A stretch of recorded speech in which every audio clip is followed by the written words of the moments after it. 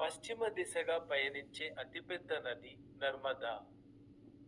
తూర్పు దిశగా పయనించే అతిపెద్ద నది గంగా.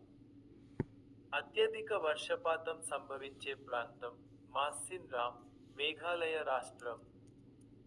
అత్యల్ప వర్షపాతం పొందే రాష్ట్రం రాజస్థాన్. మడ అడవులు అత్యధికంగా గల రాష్ట్రం పశ్చిమ బెంగాల్. దేశంలో అతిపెద్ద ఆహారపు పంట వరి. కొబ్బరి చెట్లు, సహజ రబ్బరు, సుగంధ ద్రవ్యాలు అత్యధికంగా తయారు చేసే రాష్ట్రం కేరళ. అతి పెద్ద ద్రావిడ భాష తెలుగు. అతి ప్రాచీన ద్రావిడ భాష తమిళం. అత్యధికంగా కాలువలు గల రాష్ట్రం ఉత్తరప్రదేశ్. పశ్చిమ దిశగా పయనించే అతిపెద్ద నది